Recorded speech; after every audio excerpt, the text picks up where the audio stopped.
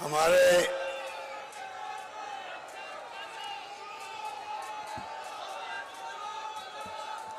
PhD मंत्री doctor Mahesh Joshi जी, अध्यक्ष पशुधन विकास बोर्ड राजेंद्र सोलंकी जी, राज्य मेला प्राधिकरण के अध्यक्ष रमेश बोराना जी, माटी कला बोर्ड के अध्यक्ष डूंगराम कैदर जी, आरसीए के अध्यक्ष वैभव गहलोत जी, पूर्व सांसद बद्रीराम जाखड़ जी, हमारे विधायकगण श्रीमती मनीषा पंवार जी, महेंद्र बिश्नोई जी, दिव्या मदेरणा जी, हीराराम मेघवाल जी, किशनराम जी बिश्नोई, मीना कंवर जी, मेयर साहिबा कुंती परियार, उप महापौर अब्दुल करीम जॉनी, रिको के डायरेक्टर सुनील परियार जी, बिनाका जयस मालू, अध्यक्ष संगीत नाटक अकादमी, विक्रम बिश्नोई जी, उप जिला प्रमुख, उमेश सिंह राठौड़ साहब, नरेश जोशी जी, सलीम खान साहब, प्रोफेसर अयूब खान जी, महेश जोशी जी, महावीर सिंह राजपुरी जी और हमारे additional chief secretary Subodh Agarwal ji, संभागीय आयुक्त कैलाश मीणा जी, पुलिस कमिश्नर रविदत्त गौड़ साहब और हमारे जिला कलेक्टर हिमांशु गुप्ता। मुझे बहुत पसंद था कि आज ऐतिहासिक काम जोधपुर लिफ्ट का नाम रखा गया था राजीव गांधी के नाम से। जैसा मेरे पूर्व में राजेंद्र सोलंकी जी ने बताया आपको, आप मेरे अधिकांश लोग गवाह होंगे उस जमाने के अंदर जब यहाँ इसी स्टेडियम के अंदर शिवचंद्र माथुर जी, परसा मदेरणा जी, राजीव गांधी जी, खेत सिंह जी, राम सिंह जी बिश्नोई, नरपतराम बरवड़ जी, सभी लोग यहाँ पर बैठे थे और राजीव गांधी जी ने शिवचंद्र माथुर जी को कहा कि मेरी एक ही मांग थी उस वक्त कि भाई इतना बड़ा प्रॉब्लम है, मैं बचपन से देख रहा हूँ जोधपुर जैसा जिला, जयपुर के बाद में सबसे बड़ा शहर भी जोधपुर ही है और वहाँ पर गांव-गांव में और शहर के अंदर पानी के लिए तरसते हैं। बार बार जोधपुर शहर खाली होने की नौबत आती है और फिर मतदान माथुर के वक्त में देखता था बचपन में, मताने तिवरी से, मणई से, फिर रंसी गांव से इमरजेंसी पाइपलाइन बिछती थी कि जोधपुर खाली नहीं हो और रेलगाड़ी पानी तक हम लेके आए थे। मुझे वो सब दिन याद थे। तो मैंने राजीव गांधी जी से रास्ते में मांग कर ली थी कि मेरी एक ही मांग रहेगी मीटिंग के अंदर कि जोधपुर को इंदिरा गांधी के नाम पे मीठा पानी मिले। मुझे खुशी है कि मेरी मांग को उन्होंने स्वीकार किया और मुख्यमंत्री को, जो तत्कालीन मुख्यमंत्री शिवचंद्र माथुर जी थे, उनको कहा ये मांग तो मैं माननी पड़ेगी। और मुझे खुशी है कि उसके बाद में परसा मदेरणा जी थे पीएचडी मंत्री, हम लोग सब गए, नौक तक गए, शिलान्यास किया योजना का। और बाद में कोई पता नहीं 50 बार 60 बार कितनी बार जबकि मैं दिल्ली से जोधपुर आया एज ए मेंबर पार्लियामेंट, सीधा हम लोग जाते थे वहाँ कैनाल पर देखने के लिए कि किस प्रकार का काम चल रहा है। अगर आप ज़्यादा भागदौड़ करो, थोड़ा वाच करो, तो इंजीनियर्स हैं, कर्मचारी हैं, सरकार के मुखिया है या विभाग के लोग हैं, वो भी फिर उसी ढंग से ध्यान रखते हैं। तो मैंने कोई कमी नहीं रखी उस वक्त में। अभी तो हमारे बीच में दुनिया में नहीं रहे मिस्टर जुगल काबरा, हमारे अध्यक्ष थे, रमेश अभी राजू सोलंकी, रामेश्वर दादीच, रमेश बोराना, शांति काका, कई लोग थे, अंसारी जी, बार बार हम लोग दौरे करते थे। गोविंद सिंह जी थे, रेलों के बारे में क्या नक्शे बनने चाहिए, कैसे जोधपुर जुड़ना चाहिए। ब्रॉडगेज से कोई सपना नहीं देखा था, किसी मांग नहीं की थी कि जोधपुर में कभी ब्रॉडगेज भी आएगी। एक ट्रेन चलती थी दिल्ली के लिए, एक ट्रेन चलती थी आगरा फोर्ट, रास्ते में आता था जयपुर। वो दिन में देखा है जोधपुर वालों ने, अब नई पीढ़ी को नहीं मालूम है। और कुछ था ही नहीं, दिल्ली जाओ, आगे जाना हो कहीं पर तो ट्रेन बदलो, बदलने में क्या दिक्कत आती हम जानते। अहमदाबाद तक ट्रेन जाती, बाद में ब्रॉडगेज, ट्रेनें बदलते रहो। आज की तरह आईटी सिस्टम नहीं था, ये तो राजीव गांधी की देन है कि कंप्यूटर भी आ गए, मोबाइल फोन भी आ गए, इंटरनेट की सेवाएं आ गई, सेकंडों के अंदर मिनटों में रिजर्वेशन हो जाता आपका कंप्यूटर से। उस जमाने में 10 से 15 दिन लगते थे, टेलीग्राम जाते थे, मिलते नहीं थे, पता नहीं क्या क्या होता था। वो जमाना और था। वहां से शुरुआत करके इस नहर को जो है 10, 15, 20 साल लगे होंगे। 200 से अधिक किलोमीटर नहर का आना, 100 से अधिक मीटर का लिफ्ट करना, 6 जगह पंपिंग स्टेशन, और किस प्रकार से पानी आया। और संयोग देखिए आप, थोड़े समय के लिए मैं बना था पीएचडी मंत्री बाद में 88-89 के अंदर। तब इसका काम जिस रूप में प्रधानमंत्री कार्यालय से मॉनिटरिंग करवाया मैंने इसको, धन की कमी नहीं आया। राजीव गांधी से प्रधानमंत्री, भगवत शेखावत जी ने आलोचना करी हमारी, देखिए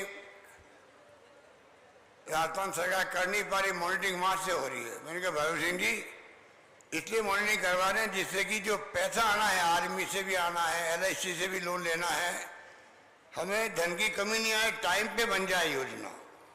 तो लंबी कहानी है कहने का मतलब, पर आखिर में लाके रहे। पहला फेज, दूसरा फेज भी जब मैं आपके आशीर्वाद से दूसरी बार मुख्यमंत्री बना, तब हमने इसको किया, पूरा किया, शुरू किया। और तीसरा पेज जो लगभग 1800 करोड़ का है, पहले सरकार ने कोशिश करी जायका जापानी एजेंसी उसे लोन लेने की, संभव नहीं हुआ, सरकार अपने आ गई। तो एक झटके के अंदर मैंने कहा कि ये लॉन्ग टर्म प्लानिंग से 2050-52 तक की योजना है, 2052-50 तक की, मतलब 30 साल आगे तक की योजना बन रही है। मतलब अगले 30 साल तक पानी की कमी नहीं आएगी बनने के बाद में, और 2025 तक बनेगी ये। इतना बड़ा काम हम लोगों ने हाथ में लिया है।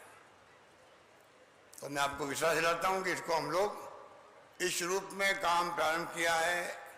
एल&टी जैसी बहुत ही प्रतिष्ठित फर्म है, उसको ये काम मिला है। मैं उम्मीद करता हूं कि ये काम वक्त पे पूरा होगा, और जोधपुर और जोधपुर के आसपास जो एरिया है, बाड़मेर के हों चाहे वो पाली के हों, और जोधपुर के तमाम तहसीलों को, पंचायत समितियों को, जहाँ जहाँ स्कीम गई है, जहाँ बाकी रह गई है, वहाँ भी पानी पहुँचाएंगे। तो मैं आपको कहना चाहूँगा, आज ऐतिहासिक दिवस है जोधपुर के लिए। 30वां फेज राजीव गांधी जी जब शहीद हो गए देश के लिए, तब हमने इसका नाम राजीव गांधी लिफ्ट योजना रखा है। और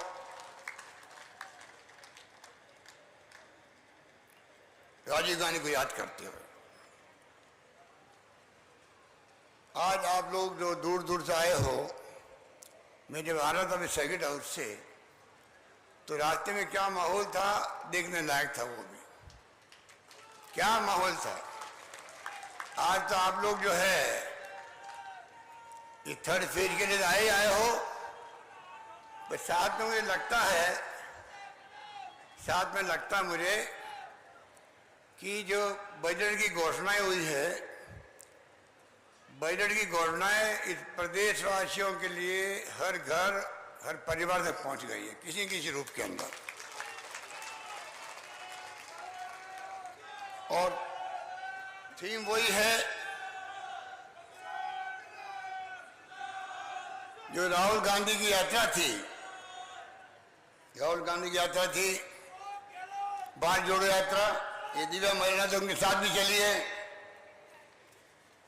लंबे अरसे दूर तक। 4 उनके थीम थे। नंबर 1, महंगाई बहुत भयंकर है। नंबर 2, बेरोजगारी में लोगों का आक्रोश है युवाओं के अंदर।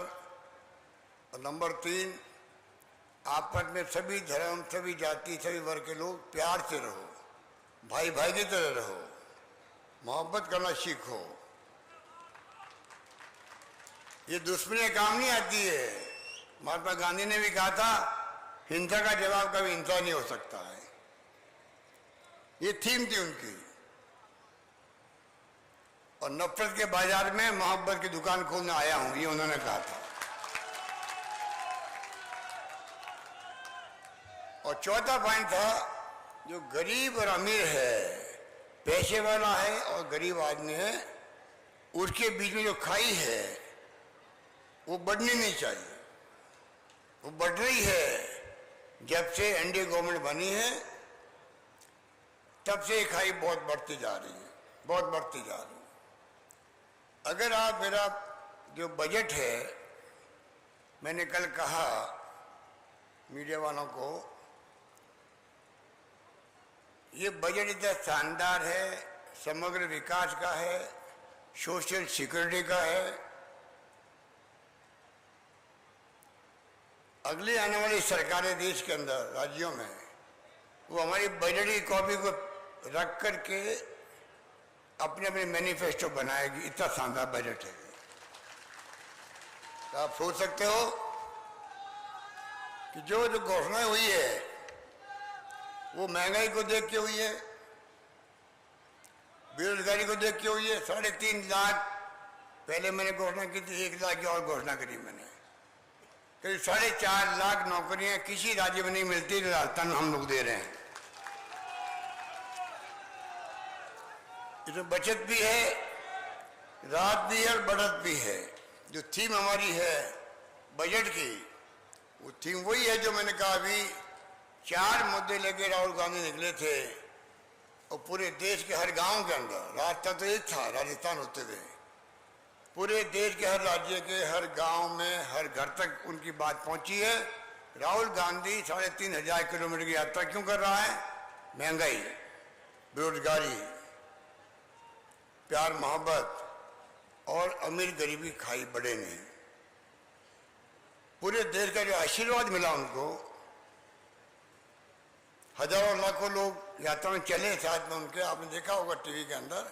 हालांकि मीडिया वालों ने उनको दिखाया नहीं, लोकल मीडिया दिखाता था थोड़ा बहुत, और नेशनल मीडिया जानबूझ करके हमारे माननीय प्रधानमंत्री मोदी जी के डर से, उनकी सरकार के डर से, कहीं ईडी घुस जाएगी, इनकम टैक्स आ जाएगा, सीबीआई के छापा लग जाएगा, इस डर से नेशनल मीडिया ने उनको गायब कर रखा था।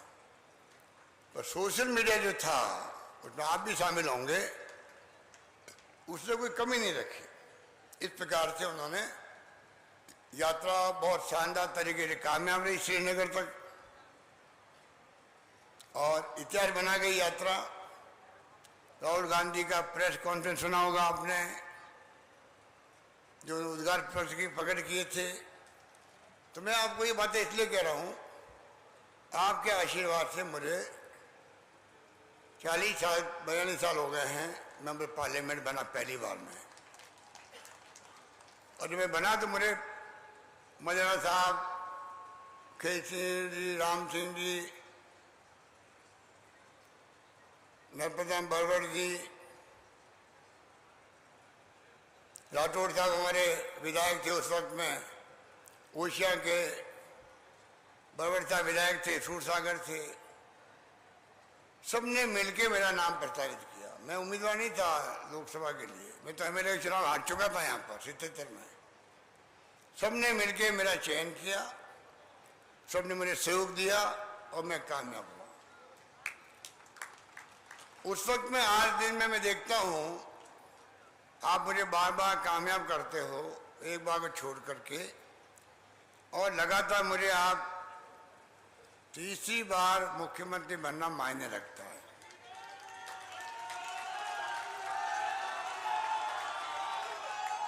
ये पार्टी हाईकमान ने और सोनिया गांधी जी ने, जो अध्यक्ष बनी थी कांग्रेस की, उन्होंने चयन किया मेरा, मुझे अवसर दिया काम करने का। और मैंने हमेशा प्रयास किया। दिव्या मेरा ठीक कह रही थी कि मैं इतने गांव गांव में घुमा हूं कि जो समस्या क्या होती है गांव वालों की। आज जो मैं गवर्नेंस सरकार चला रहा हूं, मेरा अनुभव जोधपुर जिले के गांव गांव में, ढाणी ढाणी में जाना, अकाल सूखे में लोगों सुख दुख में भागीदार बनना, हर समस्या से रूबरू होना, चाहे वो पीने के पानी की हो, सड़कों की हो, अकाल सूखे में क्या स्थिति बनती है, चारा कहाँ से आएगा पशुओं के लिए, पीने का पानी मानवों के लिए भी और पशुओं के लिए कहाँ से आएगा, मजदूरी कितनी मिल रही है, कम मिल रही है, ज़्यादा मिल रही है। कहने का मतलब है कि मैंने जो अनुभव प्राप्त किया एज ए मेंबर पार्लियामेंट, 5 बार आपने जीता है मुझे MP, वो मेरी जिंदगी का अनुभव जो है वो मैं पूरे प्रदेश में शासन करने में काम ले रहा हूं, ये मैं कहना चाहता हूं।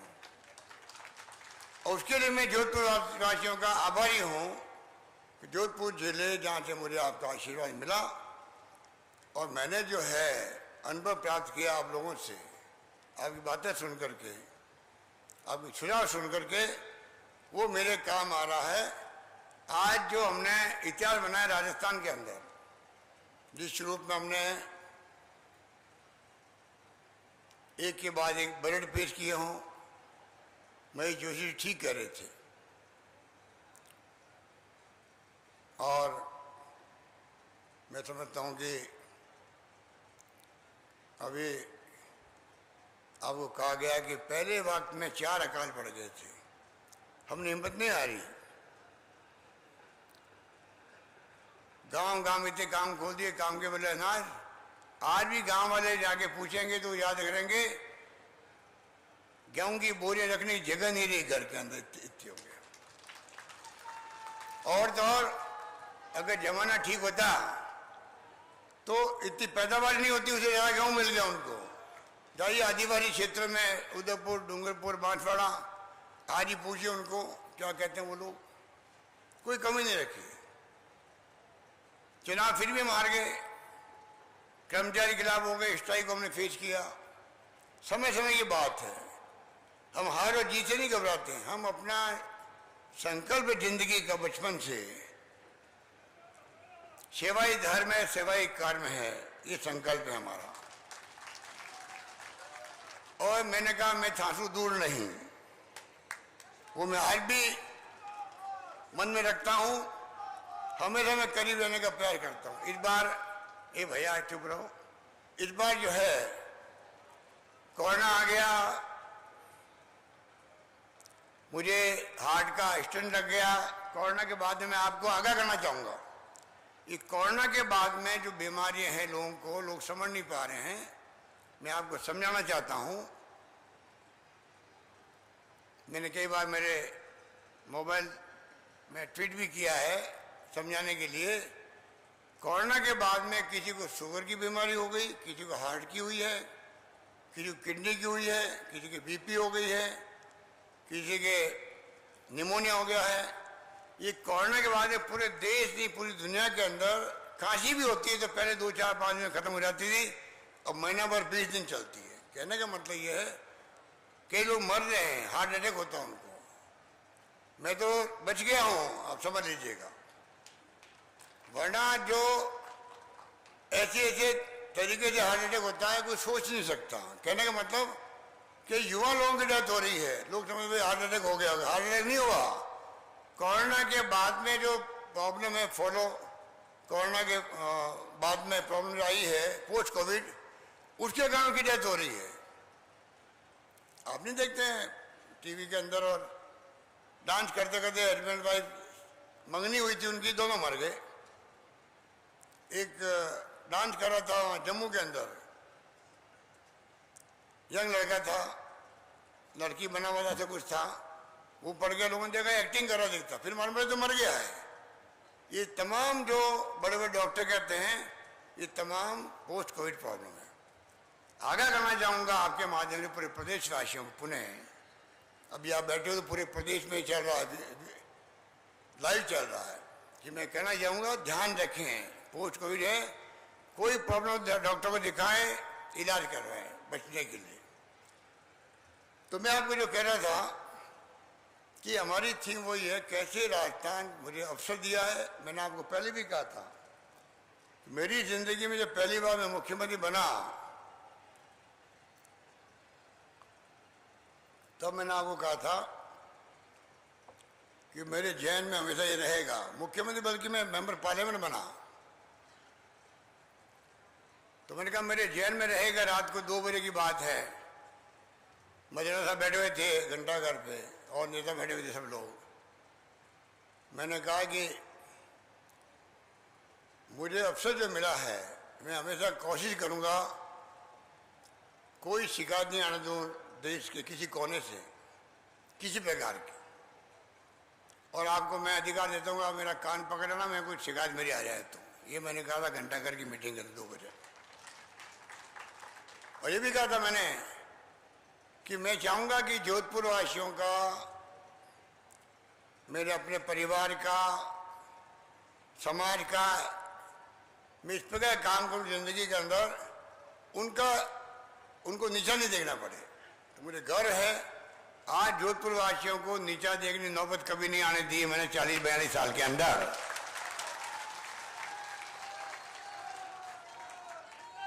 राजस्थान के बाहर भी, देश के अंदर भी, मैं समझता जो मुझे जानते हैं देश के अंदर, वो जानते हैं कि राजस्थान का मुख्यमंत्री अशोक गहलोत क्या है।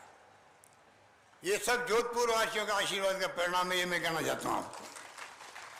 आज जो आप आए हो जिस रूप में, ऐसा उत्साह बहुत कम देखने को मिलता है। बहुत उत्साह था और कई गहराई है, पाली से भी आई है, जोधपुर के गांव से भी आई है और बहुत लोगों में उत्साह है। ये मेरी बहुत बड़ी पूंजी है, आपका आशीर्वाद, आपका प्यार, आपकी मोहब्बत, आपकी दुआएं मेरे काम आती है। चाहे मैं मिलूं या नहीं मिल पाया हूँ, इस बार कम मिल पाया हूँ मुझे मालूम है, क्योंकि 2, 2.5, 3 साल खराब हो गए।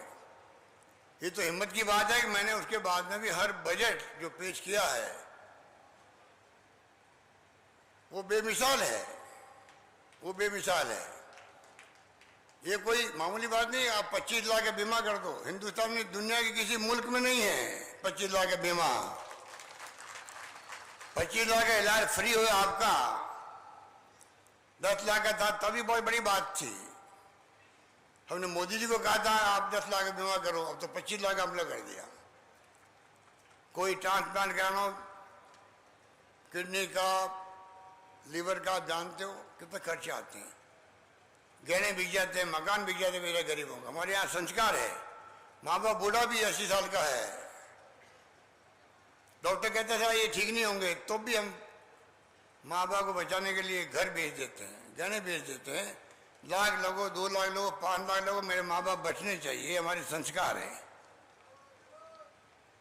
और आज आपको ये आराम हो गया, आईपीडी, ओपीडी दोनों फ्री है सरकारी अस्पताल में, और प्राइवेट वाले थोड़ी अभी वो थोड़ा एक राइट टू हेल्थ बिल आ रहा है, उसको लेकर नाराजगी व्यक्त कर रहे हैं।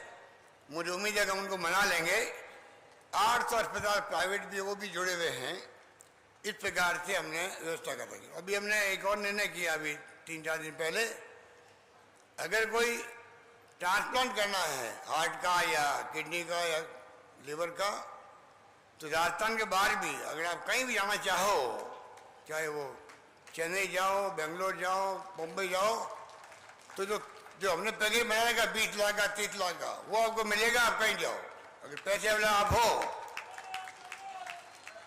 आप जाइए, आपकी मर्जी। कहने का मतलब कि स्वास्थ्य सेवाओं को हमने बहुत प्रायोरिटी दी, शिक्षा को बहुत प्रायोरिटी दी है। जो 70 साल में कॉलेज खुले हैं 250, उसके बराबर करीब में आ गए अभी 4 साल के अंदर। बता दीजिए आप, लड़कियों की कॉलेज खुल गई, लगभग 100 कॉलेज खुल चुकी है लड़कियों की, और 500 लड़के जहाँ होगी वो हम कॉलेज बना देंगे, ये घोषणा कर रखी राजस्थान के अंदर। कोई सरकार ऐसी घोषणा नहीं करती है।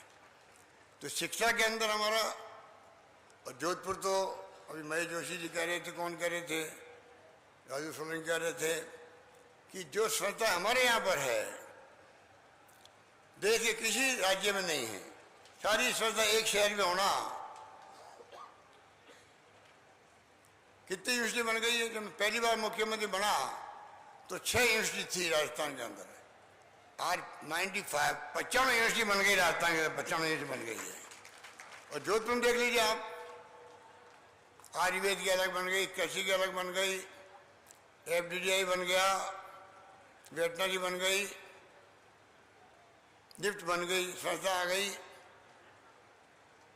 सारी संस्थाएं एक साथ में जोधपुर मिलेगी आपको और कहीं नहीं मिलेगी। एम्स आ गया यहाँ पर।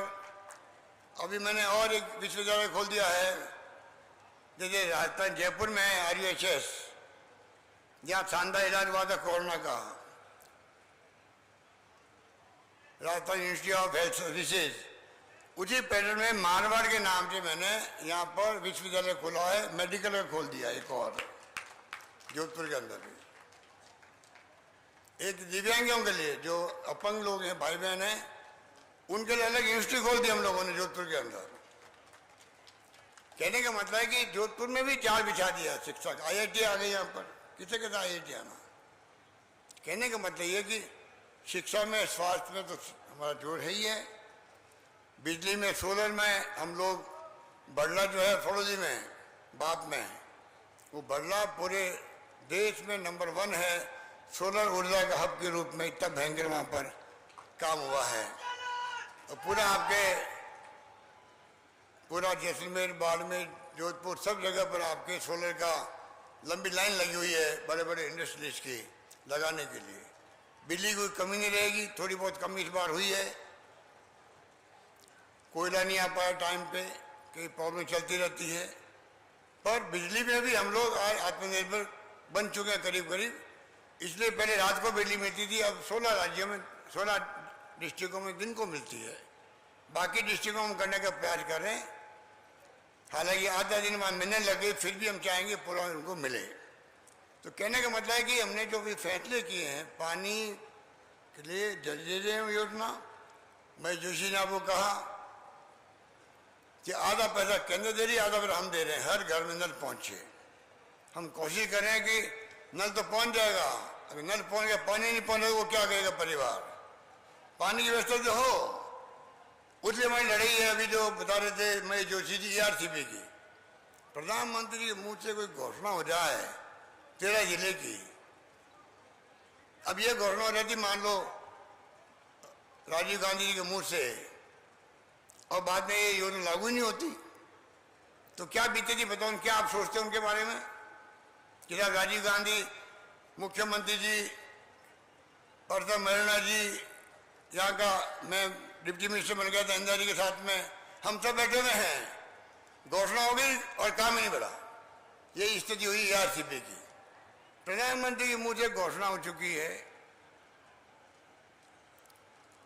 बहुत भयंकर स्थिति खराब है। करौली, धौलपुर, भरतपुर, अलवर, टोंक, माधोपुर, बूंदी, जयपुर, अजमेर तक, और वो परवाह नहीं कर रहे हैं, परवाह नहीं कर रहे हैं। और यहाँ का मंत्री पानी का, और प्रधानमंत्री खुद अभी आए थे दौसा के अंदर, वो प्रदेश वाले गुमराह कर रहे हैं, नई नई बात सामने ला रहे हैं। अरे आपके ये योजना किसने बनाई?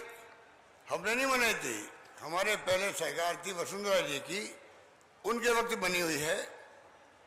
उनके बाद चुनाव आए थे तब आपने घोषणा करी थी राष्ट्रीय परियोजना बनाएंगे, और आप अब क्यों उसको ना नुकर कर रहे हैं?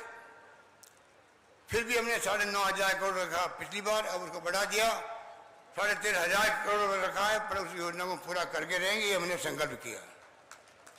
तो मैं जो चीज को मालूम है कि जनता के काम रुकने नहीं चाहिए। सरकारें बदलती है, अब वसुंधरा जी ने मना, इसलिए मैं रोक दूँ इस योजना को कि उनका नाम होगा। ये सोच हमारी नहीं है, ये सोच बीजेपी वालों की सोच है। ये बीजेपी वाले ही काम करते हैं। हमारी रिफाइनरी पचपदरा वाली 40,000 करोड़ की रिफाइनरी थी, सोनिया गांधी जी, विजय मौली जी आ गए, शिलान्यास हमने कर दिया, उसको रोक दिया बीजेपी सरकार ने। 5 साल तक। अब आप बताइए, वो 40,000 करोड़ की योजना थी, उसकी कीमत बढ़ गई हो गई 70,000 करोड़ हो गई है, 30,000 करोड़ ज्यादा हो गई है। कौन भुगतेगा? पब्लिक भुगतेगी, टैक्स पब्लिक देती है। अगर ये योजना में चालू नहीं रखूं, और ये हमारे मंत्री जी को देखिए लिख के भिजवा रहे वहां से, योजना को बंद कर दीजिए आप। तो हमने कहा हम बंद नहीं करने वाले हैं। पानी विषय राज्यों का होता है, हम इसको चालू रखेंगे और आज नहीं तो कल 13 जिले में पानी पहुंचा के रहेंगे, ये मैंने कहा है। तो कहने का मतलब ये है, हमारी सरकार की सोच सकारात्मक रहती है, बीजेपी की सोच नकारात्मक रहती है। इसीलिए आज देश में तनाव है, हिंसा है, हमारे पत्रकार, साहित्यकार, लेखक जेलों बंद पड़े हुए हैं, बोलने की आज़ादी खत्म होती जा रही है, लोकतंत्र खतरे में बढ़ता जा रहा है, संविधान की धज्जियां उड़ रही है। ये इनके राज में है। कब तक आप हिंदू मुस्लिम की बात करोगे? महंगाई की बात नहीं करोगे? आप क्या मतलब ये बात नहीं करेंगे कि भाई बेरोजगारी कम होनी चाहिए, लोगों को नौकरी मिले? सब कुछ सरकार नहीं मिली तो इन्वेस्टमेंट आएगा तभी तो मिलेगी नौकरियां प्राइवेट। और वो कब आएगा इन्वेस्टमेंट? जब शांति होगी, सद्भाव होगा, भाईचारा होगा, तब आएगा। किसी मुल्क में अगर झगड़े होंगे, फसाद होंगे, हिंसा होगी तो नहीं आएंगे वो लोग। तो कहने का मतलब ये कि आज कांग्रेस सत्ता में नहीं है, कोई बात नहीं, देश आजाद कर रहा था कांग्रेस ने कहा। महात्मा गांधी, पंडित जवाहरलाल नेहरू, सरदार पटेल, मौलाना आजाद, आप बता दीजिए, अंबेडकर साहब ने बनाया संविधान। ये उस जमाने के बड़े बड़े कई लंबी फहरिस्त लिस्ट है, कितना बड़ा त्याग बलिदान करके बना है संविधान। लोकतंत्र, वोटों का राज दिया आपको, पब्लिक को। पाकिस्तान हमारे साथ आजाद हुआ था, बार बार सैनिकों का शासन, बंदूकों का राज, अभी तो भुखमरी फैल रही वहां पर। और हमारे यहाँ पंडित नेहरू था जिसने पैरों में खड़ा किया देश को, पहले से ही बड़े बड़े बांध बना दिए, कल कारखाने बना दिए, इस्पात के कारखाने बना दिए। दबाव था उस जमाने के अंदर भी पंडित नेहरू पर, क्यों मनाते हो?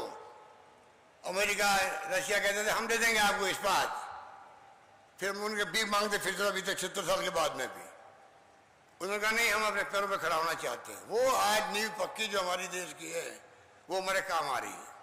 आप सोच सकते हो, आज हिंदुस्तान इतना बड़ा मुल्क, 40 करोड़ की आबादी हो गई, उसके बावजूद भी दुनिया के मुल्क में, मैंने कहा प्रधानमंत्री मोदी जी को अभी मानकर की पहाड़ियों पर बांसवाड़ा में 2 महीने पहले हम साथ में थे मंच पे, तो मैंने कहा प्रधानमंत्री जी आप जाते हो दुनिया के मुल्कों में, आपका सम्मान होता है। सम्मान क्यों होता है? इसलिए होता है दुनिया जानती है कि आप गांधी के देश से आए हो, आप गांधी के देश का आए हो, जो अहिंसा का पुजारी था। आप उस देश से आए हो जहां पर लोकतंत्र सबसे मजबूत है दुनिया के अंदर, इसलिए आप प्रधानमंत्री बन पाए हो। ये भूलना नहीं चाहिए। इसलिए कांग्रेस की जो नीति है, जो कार्यक्रम, जो सिद्धांत हैं, 70 साल के बाद में आप देख लीजिए हम कहाँ पहुंच गए। सुई नहीं बनती थी हमारे देश में। बिजली क्या होती है हम नहीं समझते थे हिंदुस्तान वाले। 13 मेगावाट बिजली थी राजस्थान के अंदर, आज 23,000 मेगावाट बिजली पैदा होती है राजस्थान के अंदर।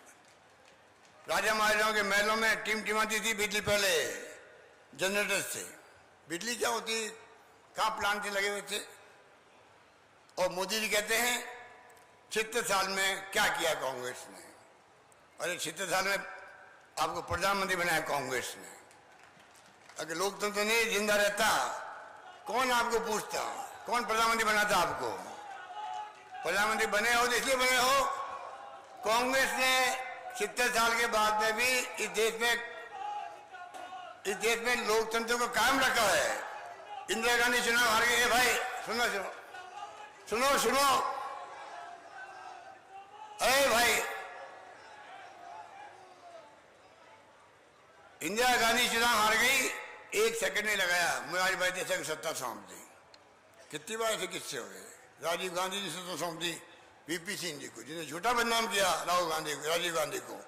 बोफोर चला रहे थे, बफर बफर कितना चिल्लाए लोगों ने 64 करोड़ के लिए। अब ना रेफल की बात होती है देश के अंदर, ना अडानी की बात होती है, क्या बात हो रही है। और 64 करोड़ को लेकर आरोप लगा दे झूठा, पर एक सेकंड नहीं लगाया सत्ता सौंपी बीपी सिंह की सौंपी नहीं चला पाए, वो तो उनका कर्म धर्म जाने, पर सत्ता सौंप दी उनको। लोकतंत्र की विचार मजबूत हुई देश के अंदर। तो कहां कांग्रेस का मुकाबला करेंगे। सरकार बनाना एक बात है, पर नीतियों पर कार्यक्रमों पर दृढ़ रहना दूसरी बात है। जो देश हित में हो वो नीतियां हैं, जो कार्यक्रम है, जो सिद्धांत है, वो कांग्रेस के देश की माफिक है, डीएनए की तरह है। इसलिए मैं कहना चाहूंगा कि धीरे धीरे उनकी पोल खुलती जा रही है, ग्राफ नीचे आ रहा है, मोदी जी का भी, उनकी पार्टी का भी। लोग समझ गए हैं कि ध्यान नहीं दे रहे हैं महंगाई पे भी, बेरोजगारी पे भी, हिंसा पे भी। अब कल लीचिंग हो गई वहां, अब लीचिंग हुई क्या हुआ, 2 हमारे बेव समाज के लोग थे नौजवान, उनको हरियाणा के अंदर पकड़ के ले गए। आरोप लग रहा है बजरंग दल पर आरोप लग रहा है। दोनों की लाशें मिली है गाड़ी के अंदर जली हुई। अच्छी बात है क्या। कोई अगर आपस में एक दूसरे को जलाते रहेंगे, हिंदू मुस्लिम और सिख ईसाई और जैन जो अलग अलग धर्म में मिलकर नहीं चलेंगे, प्यार मोहब्बत से नहीं चलेंगे, तो कैसे लोकतंत्र कायम रहेगा। इसलिए मैं आपको कहना चाहूंगा कि मेरी तो लंबी फहरिस्त है, मैं क्या बढ़ाऊँ। आपको सब मालूम है, आपको बड़े बड़े होर्डिंग लग रहे हैं। ये कोई कम बात नहीं कि हमने उज्ज्वला योजना प्रधानमंत्री ने शुरू करी थी। इतने गरीब लोग हैं, 400 रुपये था सिलेंडर का, फ्री दे दिया एक बार उनको। अब 1040-60 हो गया उसकी कीमत हो गई सिलेंडर की। क्या वो गरीब लोग भरवा सकते हैं? नहीं भरवा सकते। वो पड़े हुए उनके यहाँ पर खाली टंकी पड़ी हुई है। हमने कहा हम उन सबको और बीपीएल वालों को 1060 रुपये का सिलेंडर 500 रुपये में दूंगा सबको 1 अप्रैल से 500 रुपये में। इस प्रकार से एक एक योजना जो बनाई है। लंपी रोग आ गया गाँव गायों का, ये गोभक्त बनते ही लोग, ये झूठे गोभक्त हैं। ये खाली गो माता की सेवा नहीं करते हैं, कुछ लोग करते होंगे, मैं सबके लिए नहीं कहता हूं, पर ये लोग नाम देते हैं गौ माता का, पर इनकी सरकारें क्या करती है। मैंने पिछली बार गौ माता के लिए अलग बनाया, विभाग बना दिया। पहले बनाया निदेशालय, फिर नई सरकार आई, उसने नाम रख दिया विभाग खाली। आज हम 9 महीने का दे रहे हैं उनको अनुदान दे रहे हैं गौशालाओं को, नंदी गौशालाओं को दे रहे पूरा 12 साल का मैंने अनाउंस कर दिया, 12 महीने का अनाउंस कर दिया। अपंग गाय हैं उनको भी 12 महीने का अनुदान देंगे।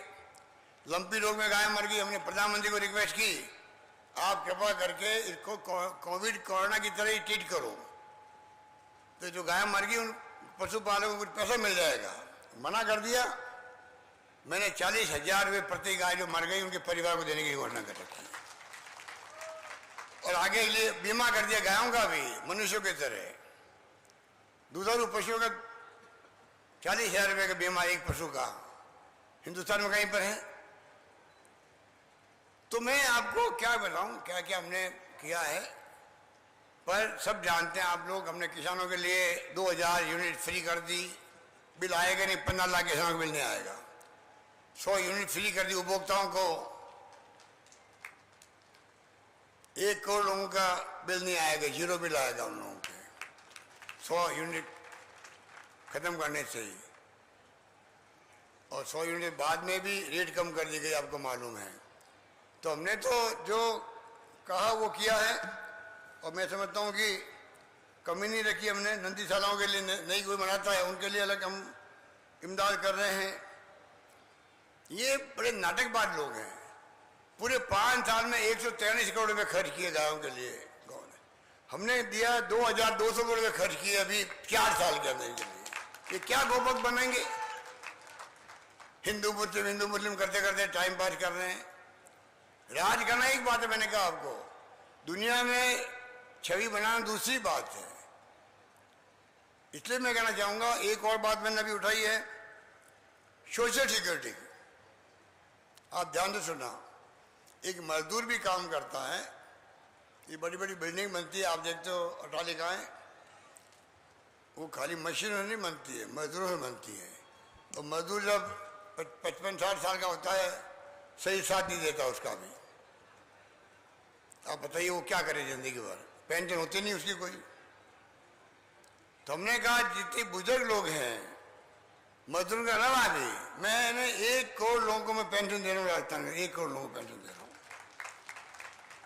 अभी मैंने कह दिया, पहले 500 पेंशन मिलती थी विधवाओं को, 750 मिलती थी 55 साल तक को। अभी मैंने घोषणा करी 4 दिन पहले ही, सभी को 1000 रुपये, किसी को पेंशन कम नहीं मिलेगी। अब लगभग 12,000 करोड़ रुपए हम देंगे प्रति साल पेंशन के रूप में। और आपको यहाँ की हंसी आएगी, भारत सरकार बेचती है 300 करोड़ रुपये में, उनमें से 12,000 करोड़ में 300 करोड़ बेचती है भारत सरकार, 200 रुपये प्रति व्यक्ति के नाम से। और वो 10 लाख की सीमा है, 90 लाख नहीं है। क्या तमाशा लगा रखा। विश्व गुरु बनने की बात करते हो और सोशल सिक्योरिटी नाम नहीं लेते हो। दुनिया के मुल्कों के अंदर हर परिवार को वीकली पैसा मिलता है, साप्ताहिक पैसा मिलता है। मैंने लिखा प्रधानमंत्री जी को, हिंदुस्तान में जैसे डॉक्टर मनमोहन सिंह जी ने, सोनिया गांधी जी ने यूपीए चेयरपर्सन के रूप में कानून बनाए थे, फूड सिक्योरिटी एक्ट बनाया, 2 रुपये किलो गेहूँ, 3 रुपये किलो चावल, RTE बनाई एजुकेशन के लिए फ्री, नरेगा आई सोनिया गांधी, मनमोहन सिंह जी कानून बना के लाए ये लोग पार्लियामेंट के अंदर। और RTI, मैंने कहा उसी पे 5 पे कानून बनाओ, राइट टू सोशल सिक्योरिटी का बनाओ। सभी देश के अंदर जो बुजुर्ग हैं, जो विधवाएं हैं देश के अंदर, जो निसज्जन हैं, उन सब के लिए कानून बने, एक ही पेंशन सबको हो, हिंदुस्तान भर के एक ही पेंशन हो। अभी क्या हो रहा है, कोई राज्य कम दे रहा है, कोई ज्यादा दे रहा है। कानून बन जाएगा तो सरकार किसी की भी हो, उन सबको पैसा देना पड़ेगा। ये मैं निवेदन करना चाहता हूँ। इसलिए मैंने कहा और हमने तय किया है, मैं उम्मीद करता हूँ कि इसी सेशन में राजस्थान में असेंबली चल रही है राजस्थान में, हम लोग जल्दी सोशल सिक्योरिटी का कानून लाने जा रहे हैं। ये मैं आपको निवेदन करना चाहता हूँ। इस प्रकार से जो स्कीम हमारी, ए भाई ये कौन लोग है, आप शांति हो सकते क्या, हल्ला कौन कर रही है, कौन लोग हैं? आप सुन रहे हो बात को, बाकी लोग सुनना चाहते हैं, आप डिस्टर्ब करो उनको। तो मैं आप सबको निवेदन करना चाहूंगा, आप निश्चिंत रहें। आपका जो मैं कहना चाहूंगा, 42 साल कम नहीं होते हैं।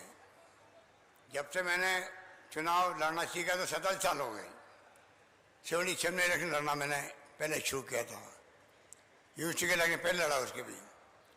तो भाई जब से मैंने राजनीति शुरू करी है, लगातार नियमित रूप से परमानेंट, इतना प्यार, इतना आशीर्वाद, इतना दुआएं बहुत कम लोगों को मिलती है जो मुझे मिली है। इसके लिए मैं आपका हृदय से आभारी हूँ, धन्यवाद देना चाहता हूँ। मेरे पास शब्द नहीं है कि मैं किन शब्दों में आपको धन्यवाद दूँ, क्योंकि वास्तव में मैंने कहा कि मेरी अंतिम सांस तक मैं सेवा करूँगा, अंतिम सांस तक सेवा करूँगा। कई लोग मतलब निकालते हैं अंतिम सांस तक मैं मुख्यमंत्री रहूँगा, ऐसी बात नहीं है। मैंने कहा अंतिम सांस तक सेवा करूँगा, मैंने कहीं रहूँ भली मैं पद पे रहूँ या नहीं रहूँ, पर मैं थासू दूर नहीं, दिमाग में रखें।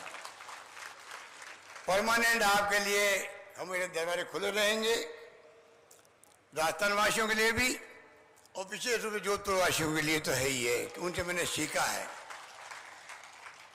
जोधपुर के तो पूरी जनता जो है, मैं किन शब्दों में क्या क्या बातें कहूँ मैं आप सोच नहीं सकते। एक घटना बताना चाहूँगा, बड़ी इंटरेस्टिंग बात है।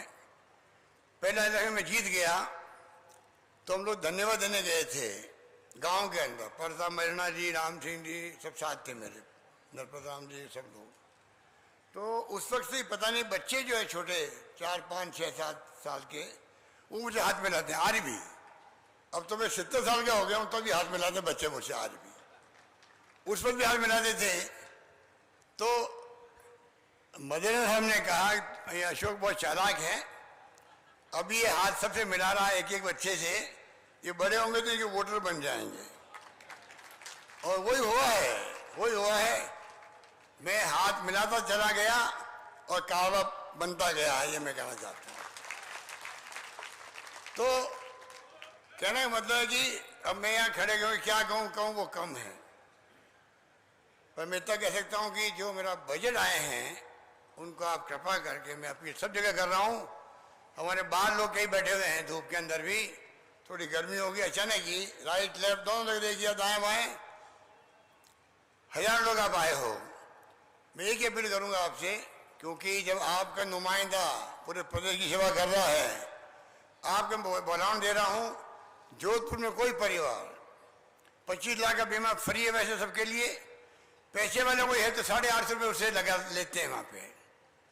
850 कोई मायने नहीं रखता है, कोई देने लायक नहीं होगा तो आप आपस में दे दीजिए, वरना जिला कलेक्टर व्यवस्था कर देगा या किसी उद्योगपति को कह देगा कर लेगा। मैं नहीं तो मैं मेरे सीएम रिलीफ फंड दे दूंगा, चिंता करने की बात नहीं है।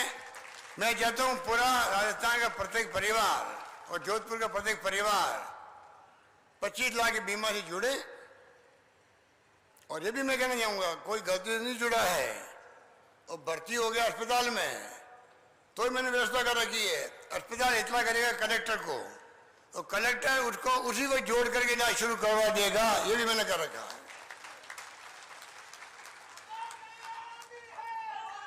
इसलिए कृपा करके मैं आपको निवेदन करूंगा कि जो घोषणा मैंने करी है वो लंबी है, मैं सुना नहीं सकता आपको, जोधपुर के लिए भी बहुत लंबी लिस्ट है मेरे पास, पर अभी घोषणा तो होती रहेगी। घोषणा नहीं है खाली है, कुछ लोग कहते हैं ना पैसा कहाँ से आएगा, मुझे जादू से आएगा।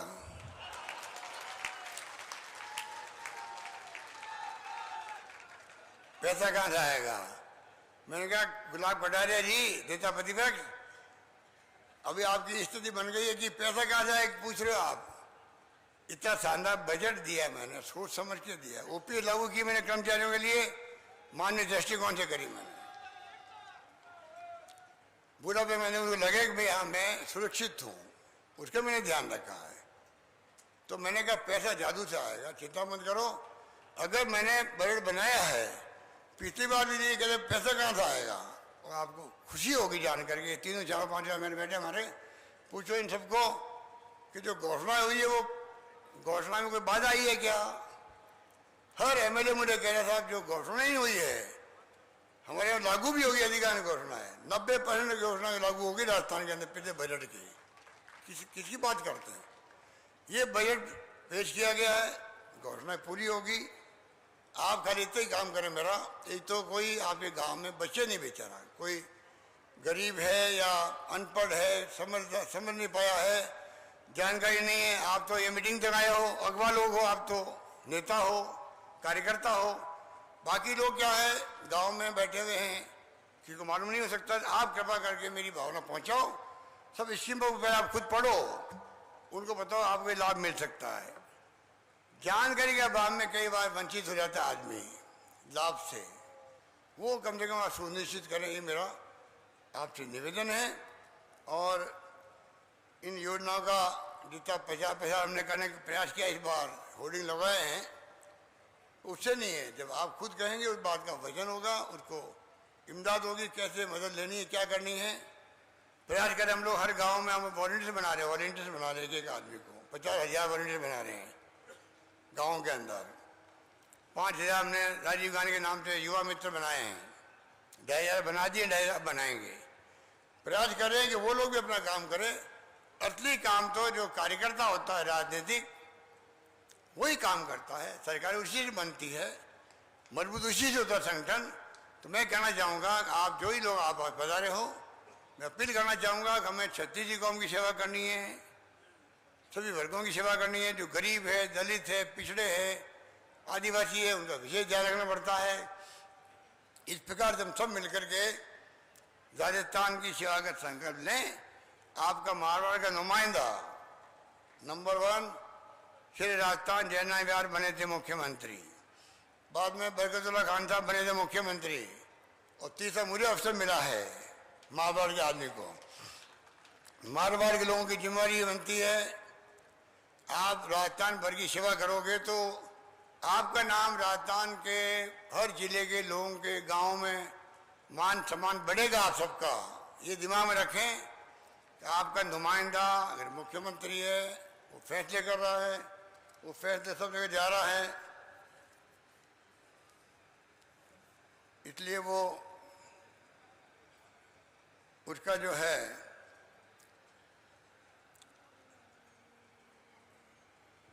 उसका मैं चाहूँगा कि आप जरा उसमें अपनी रुचि दिखाएं, जिससे कि क्या लिखा भाई सुनील जी, माई नर्मदा बांध का अतिरिक्त पानी लूनी नदी तक, नर्मदा बांध रहा अतिरिक्त पानी का लूनी नदी में देने हेतु सर्वे हेतु आपने भी इस बार बजट में घोषणा की है, बहुत बड़ी ऐतिहासिक घोषणा की है। माई और नर्मदा बांध का अतिरिक्त पानी के लूनी नदी तक आवे उस हेतु डीपीआर बनाकर सर्वे करने की घोषणा जो मैंने की थी, तो अच्छा ही तो ये है। आपके जवाई डैम का जो है उसका भी एक बहुत बड़ा पानी आने का बनाया गया है, कोई कमी नहीं रखेंगे आप। ये सुनील परिहार जी ने मुझे कल कहलवाया, राजीव गांधी को हमने चांदी से तोला था इस स्टेडियम के लिए, जब पानी की घोषणा हुई थी जो तो लिफ्ट की, ये भाई मुझे कल कह रहा था हम चांदी से तोलना चाहते हैं। मेरी चांदी से तोलने की जरूरत नहीं है, मेरा संदेश घर घर पहुंचा दीजिए। ये चांदी तोलने की बड़ी बात मानूंगा मैं, चांदी तोल दी आपने मुझे मानूंगा। कृपा करके हमारी स्कीमें जो है गरीबों के लिए, किसानों के लिए, नौजवानों के लिए, सबकी स्कीमें यहाँ पर है, वो तमाम आप कृपा करके जहाँ तक संभव हो आप आगे आगे पहुँचने का काम करें। इन्हीं शब्दों के साथ में आप लोग पधारे हो, उनके लिए मैं आपका सबका हृदय से आभारी हूँ। और मेरा भी मन कर रहा था, लंबे अरसे से मैं आ नहीं पाया, आज आपने आकर के बड़ी कृपा करी है, आपने मैं समझता हूँ कि दिल जीत लिया है मेरा भी, कि मैं कम से कम एक साथ आप सबसे मिल सका हूँ। आपका जो उत्साह है उससे मैं बहुत प्रभावित हूँ। यही बात कहता हूँ, मैं आपको विश्वास दिलाता हूँ कि आपके सुख दुख में हमेशा ये आपका सेवक, मैं कोई मुख्यमंत्री नहीं बल्कि आप समझ लीजिए राजस्थान में प्रथम सेवक के रूप में काम करना चाहता हूं, करता रहूंगा। धन्यवाद, जय हिंद। धन्यवाद। धन्यवाद। थोड़ी सी व्यवस्था बना के रखिएगा, राष्ट्रगान भी होगा, धन्यवाद ज्ञापित भी करेंगे, थोड़ा सा डिसिप्लिन रहे। और उसके बाद